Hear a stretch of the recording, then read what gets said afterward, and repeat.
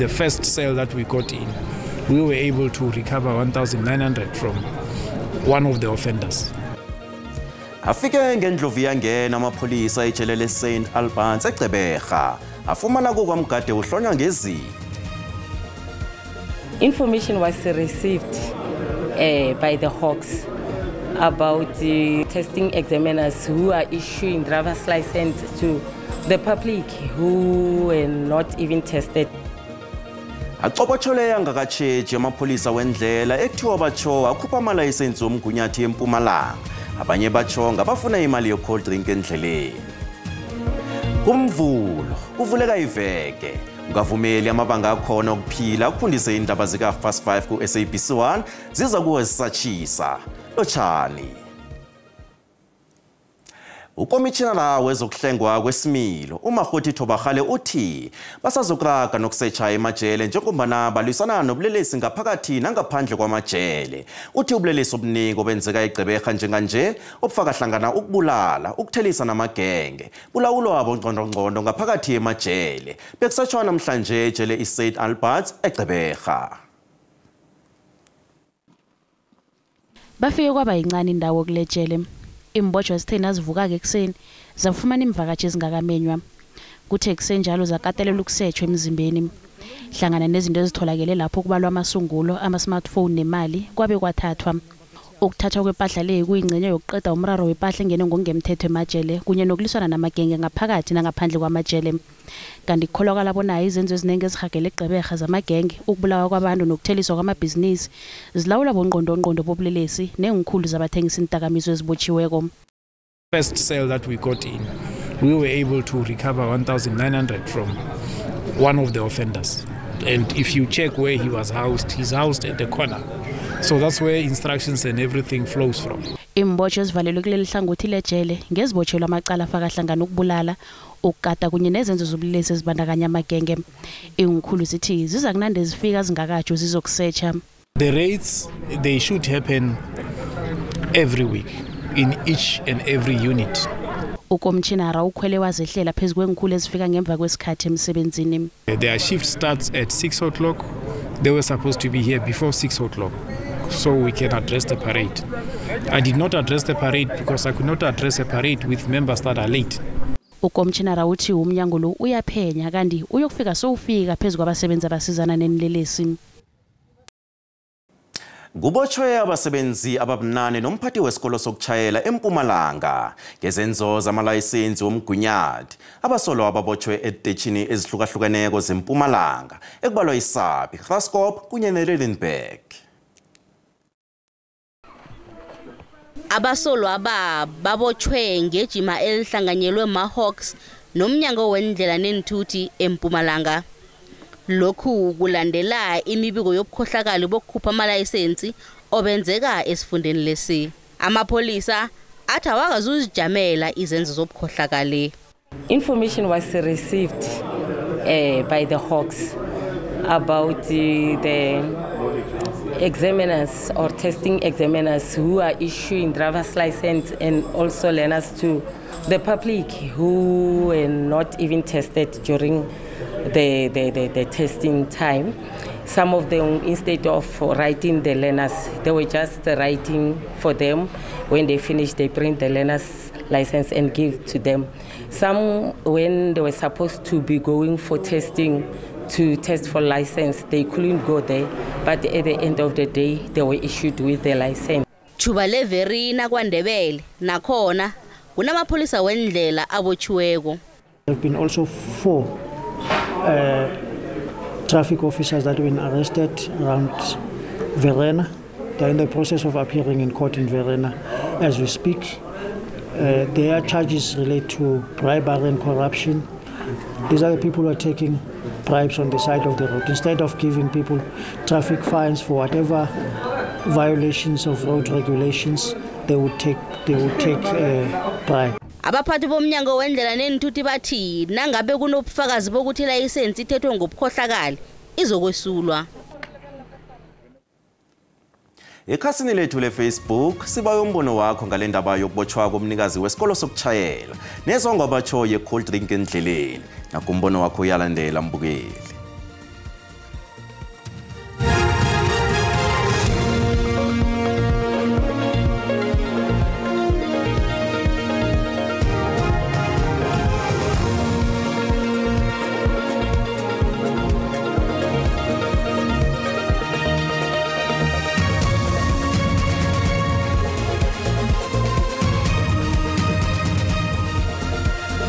phela yini enzima ukuya ema-driving school umuntu athole ilayisensi ngokuwumthetho. Le mali imsakazi enikezwa amaphoyisa seyabe ngathi semthethweni cishe igijimala ko-2000. Uma ungayikhiphanga le mali noma ungaphasa msakazi ngeke uphase, iyimpoqo ukuthi kufanele uyikhiphile. Bantwana bekhethu, lisane ukudlala ngombereko. Umbereko uyahlokwa. Ayilunganga into yokuthengiswa kwe-licenses zokuqhuba. Kumele babanjwe nyani abantu balithengisayo. Emigabelo kuyimitshu South Africa lemonotho ngeke oyiphezulu ka batho ba utlwa ka dinako tsohle. Hayi. Indaba yama license inkinga. Yazi indaba zomgwinyade ngeke sihlale ziphelile njalo abantu bayaboshwa ilanga nelanga mara abantu abezwa.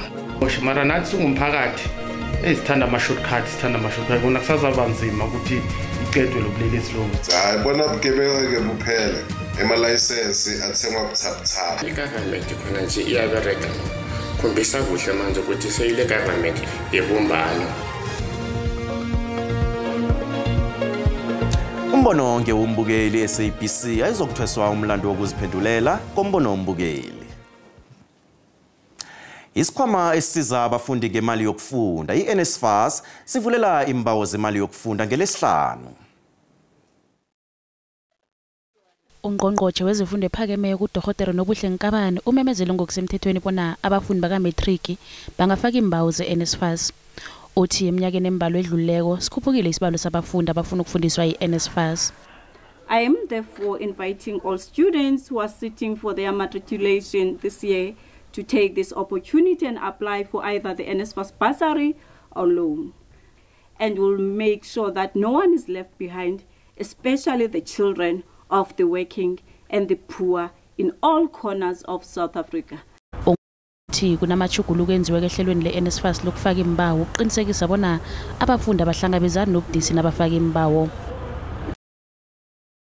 Indaba amararo yokuhlogeka kwemisebenzi eSouth Africa iphazamisa ingomuso lwengidigidi zamaSouth Africa kunye nokuqinisa umnotho welizweli. Lokhu kuvezwe umphathi woMomentum Corporate uDumo Mbele nakethula inkulumo embizweni yabantu abatsha eJohannesburg. Ukuhlogeka kwemisebenzi kuhlathululwa njengesitshijilo esikhulu hlangana neentshijilo elizwe eliqalene nazo. Njenganje isibalo sabantu abangasebenziko ekhethwapha sihlezi ku-32.6%, kodwana i-44% yabantu abatsha abaphakathi kweminyaka eli-15 ukuya ema-34 ubudala abasebenzi, abanye abafundi begodwa abanye babo abasisemazikweni anikela ngamakghonofundwa athileko.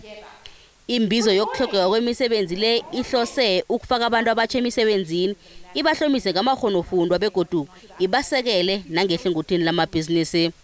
We are dedicated to assisting young people find jobs and opportunities to generate income, because we know that when young people succeed, South Africa will have a bright and more stable future. Isazi sezomnotho uKhaya Sithole uthi omunye umraro khona ukuthi abantu abatsha bangenela ngobunengi imikhakha enganamathuba wemisebenzi.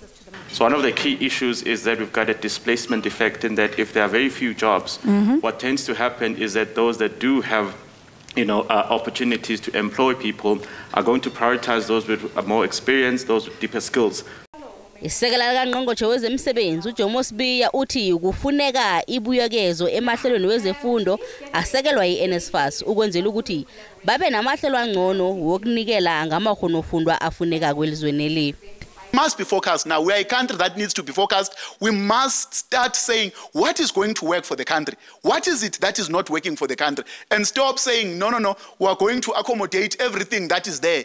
Usibiya uthi lokhu kuzokusiza ukurarulula umraro wehlelo lezefundo wokunikela ngamakghonofundwa angawusiziko umnotho welizweli. Ungqongqotjhe wezifundo sekelo uSiviwe Gwahube uthi uzokulandela ehlangothi lomsebenzi wakhe uqinisekisa ukwethulwa ngempumelelo komthetho omlingo wezefundo iBela Bill. Ubekhuluma asevakatshweni lenkolo ezine eLimpopo lapho wahlangatshezwe abafundi abamalunga weCOSAS kwesinye senkolo ebebathi akathokoze umsebenzi. Ngemva kokuklikitwa komthetho omlingo iBela Bill ngeveke epheleleko indaba nkulu bekukuthi ungqongqotjhe umnyango lo uSiviwe Gwahube akhanga emnyanyeni lo. ungqongqotjhe uvakatshele iinkolo zeLimpopo ukuyokuhlola ubujamo bezefundo esifundeni. UGwahube ujamile ngelithi ukungabi khona kwakhe emnyanyeni wokuklitshwa komthethomlunga lo akukafanele kubonakale njengokuthi akafuni umthethomlunga lo ube yimpumelelo.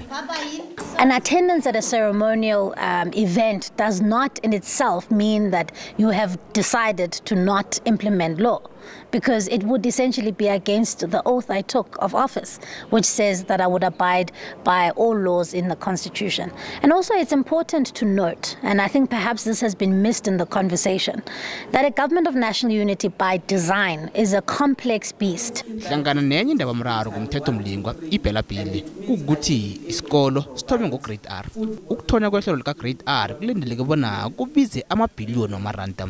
We don't yet have a fully funded and fully pledged allocation for what grade R would cost the fiscus.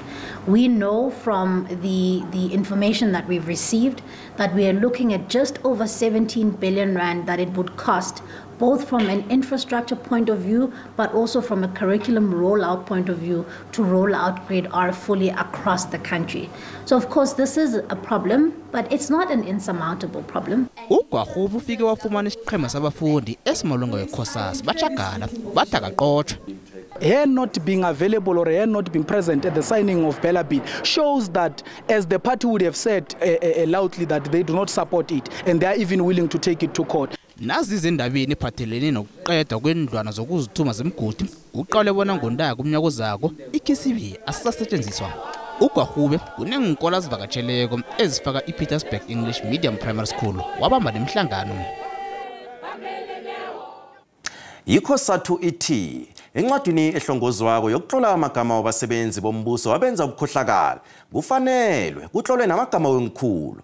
Ungqongqotjhe wezabasebenzi bembusweni iNkosi uMzamo Buthelezi utshele iParlamente ukuthi umkhanyo sewubonakala ekusungulweni incwadi leyo. Umphathiswa wesebe likawonke-wonke nolawulo iNkosi Mzamo Buthelezi uthi ukubheka phambili akuzubakho ndawo yamagosa anobuqhophololo kurhulumente. Uthi amasebe karhulumente aza kugunyaziswa ukuba aqinisekise amagama abo baza kuqeshwa kulo mqulu phambi kokuba baqeshwe. Esaleka ngelithi umqulu ofana nalo uza kwenzelwa omasipala. And we are closing every room for people who are colluding in as far as corruption is concerned. But also, House Chair, I think we must begin to move away now from chasing criminals. Our system should not actually attract corrupt people and unethical people. ICOSATU ithi iyawamkela lo mqulu kodwa kufuneka ufake amagama abantu bonke. Isithi lifikile ixesha lokuba kubanjwe abaphezulu. And often the most serious offences of corruption are done by politicians, by ministers, by MECs, by premiers. And we've seen it time again that we seem to have normalized corruption on their part. So you see in Parliament, people are implicated in the Zondo Commission, yet they reappear in Parliament as if nothing happened. So if we really want to send a big message to society, and the society does need to see the big fish are also being held accountable. Umbutho onikezela inkxaso iAccountability Now uthi ukumiliselwa kwalomqulu kunganciphisa ubuqhophololo kurhulumente. This innovation is welcome news if it is properly implemented and carefully monitored. Ubuthelezi uthi lo mqulu uza kubekwa esweni lisebe lakhe kwaye kwakuthathwa amanyathelo ngakwabo baza kutyeshela. Tinglulama Matya wendaba ze-SABC eParlamente eKapa. Nasibuya entolo. Isikolo azange ukhona ukuthi usitede kuhle mara still lokwakuthi ukuthi uyayifila ungaba neopportunity yokuthi wenze umsebenzi ezandla upende or uphothele ube entrepreneur. Abagwali bathi sezadlula inkhathi la kwakuthiwa na ugwalako uzelwa mnyanya. Abatsha bathi gwala uphothele kuyaphileka akunamngozi.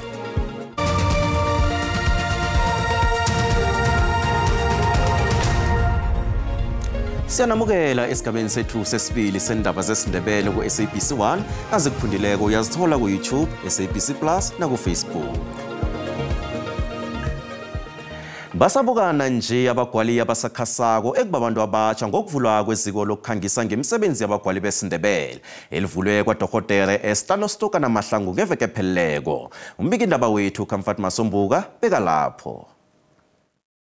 EmaNdebeleni siya umgwalo besigwala nekuneminyanya emakhayeni.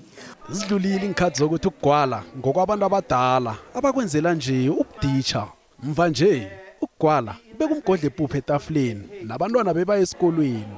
Emphakathini wethu sinabantu abanenge abangakafundi abangakayi esikolweni bese ke ugogo irole ayidlalile empilweni zethu especially sibomma nabantazana bethu ukuthi nangabe kwenzekile endleleni isikolo azange ukhona ukuthi usiqede kuhle mara still lokwakuthi ukuthi uyayifila ungaba neopportunity yokuthi wenze umsebenzi ezandla upende or uphothele ube entrepreneur. Osomkhandlu wezamasiko zemidlalo nezokuledla eMpumalanga uLiya Mabuza uthi ukuvula kwezikelo kuzokutshala umoya wekuthalo emsebenzi yezandla ekuyinto engalimi indima ebonakala-ke ekukhawuleni intshikho ebulala abantu le ngombana umuntu nakangazihlomisa ngamakhono okugwala nokuphothela nokungada angakhona ukuqeda iphango. Umbuso wentando enengi wenze ukuthi amasiko wesikhethu akhone ukufaka umgodla wepuphu nesitshebo ngemakhaya. Njengoba singawunaki nje kodwa siwuthanda abantu mabagcokile babahle kwabanye abantu ufaka ipuphu ifaka isitshebo umbereko lo owenziwa ngugogo uNostokana. Sibonile umama noThembi Mkhwebane naye ondla umrenakhe ngokuvuma isikhethu. Nanyana kunjalo Dokotela Esther Mahlangu ulila ngokuthi ukufundisa abantu ukugwala ngobuthakga kufuna insetshenziswa njengesikolo aloke solo ziyahlayela indwezo. Ugogo sesenako amandla ukuthi angafundisa abanye abantwana ukugwala.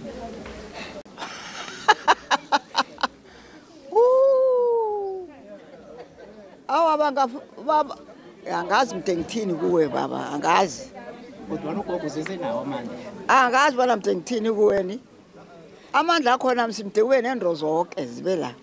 Umvumo wengoma zesindebele uDokotela noThembi Mkhwebane ube ingcenye yomnyanya lo naye ulila kangako ngokuhlayela kwensetshenziswa zokuhlomisa ilutsha ngamakhono.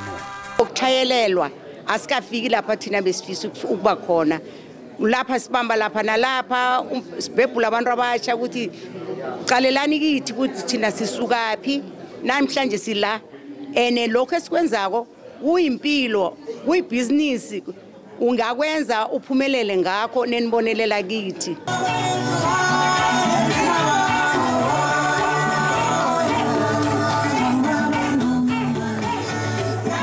Kanti amalunga omphakathi wendawo khona la eMthambothini bazwakalisa ukuthwenyeka ngokuthi hlangana nezinye into ezifana nazo lezi bekufanele kube kade bazenza ugogo semutsha saqinile senamandla okufundisa nelutsha kodwa khona zenziwa nje. Endabeni ze-SABC nginguComfort Masombuka ngikubikela ngisemthambothini kwaNdebele eMpumalanga. Ngezemali iranda linzinzile nalinganiswa nezinye imali ezikhulu.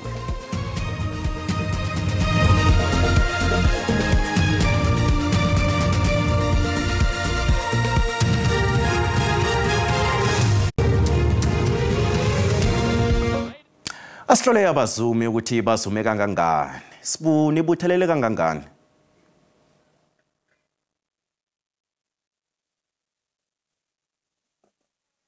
Siyathokoza bonke wesilotshisa umbukelo khona usekhaya. Hlangana nendaba esiziphetheko namhlanje kungomvulo. Abahlaziyi bezepolitiki enarheni le baphengula ukuthi ihlangano ye-ANC nengakatsheji abavoti bazoyijikela bafune ukuthi uhulumende lo webumbano ahlalele unomphela angasapheli. Ngale kwalokho iphiko lama-Hawks esifundeni seMpumalanga kunamapholisa wendlela abawabophileko sengitsho-ke nabantu laba abahlungako lokha nokuthatha incwadi zokutshayela ngenzolo zokuthi kunekohlakalo abayenzileko lokha nabakhipha incwadi zokutshayela. Umnyango wezefundo khona lapha esifundeni seGauteng namhlanje uthomile ngokunikela inkolo abafundi baka-grade 1 no-grade 8 laba abafaka imbawo ngokusebenzisa ihlelo le-online. Ngizo-ke indaba esiziphetheko entambama namhlanje. Sithokoza ithuba.